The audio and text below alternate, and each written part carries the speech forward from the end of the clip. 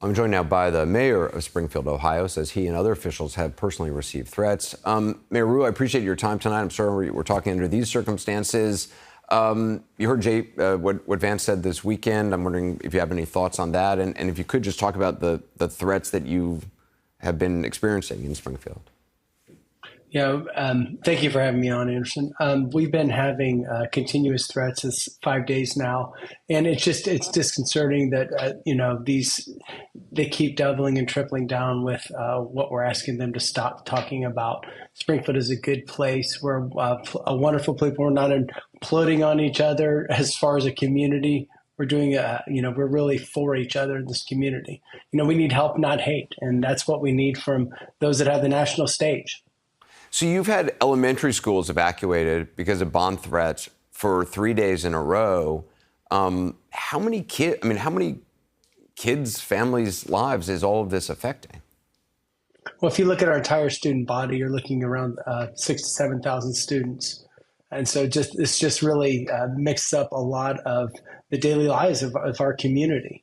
I want to thank Governor Mike DeWine, who's really stepped in today, announced new support for our schools. He wants kids back into schools where we don't want to, we continue to get these threats. There's been 33 threats by email, and none of them they've all been essentially false threats. So the State Highway Patrol and the state force are here in town to make sure that our schools are secure and our kids are going back to school tomorrow.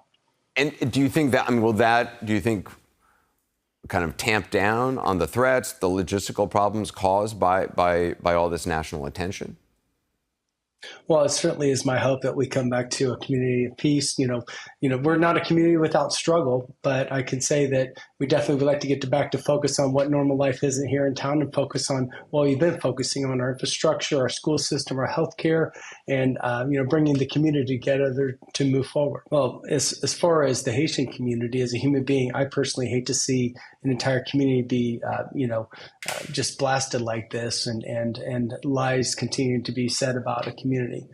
We have no evidence of the lies that have been said about them, or the things that have been said about them are just still lies. So we'd like that to stop. So at least part of the community that is here, under this current administration's policy, they're here, they're in our community. So we're trying to embrace the entire community and do the best we can as leaders. It's been reported that the former president might be planning a visit to Springfield. I'm wondering if you've heard from the campaign at all, and what would the impact of something like that be right now in your town?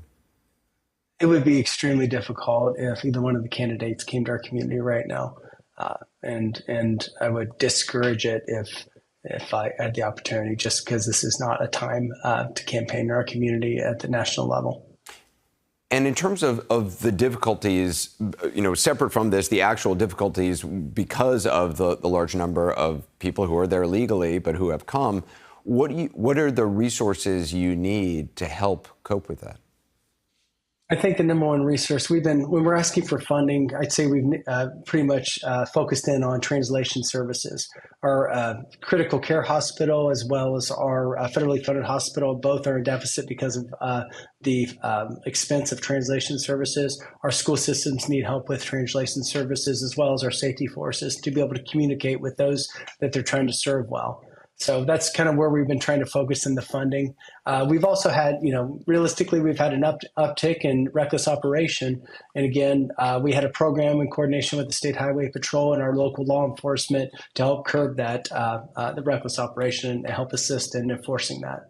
And those translation services, is that something that would come from the state government, the federal government? We've certainly asked for assistance from both, but either one that would be offering help and funding assistance, we would accept it. I don't know if there's a question yeah, go ahead. Sorry, go ahead. No, I'm sorry, but it was the state that stepped up with $2.5 million over the next 2 years to help fund our healthcare system, and that will primarily, I'm sure, be going towards translation services. Well, Mayor Rue, I appreciate your time tonight, and again, I'm sorry we're talking under these circumstances, but I wish you the best. Thank you so much for having me on. Mayor Rob Rue from Springfield.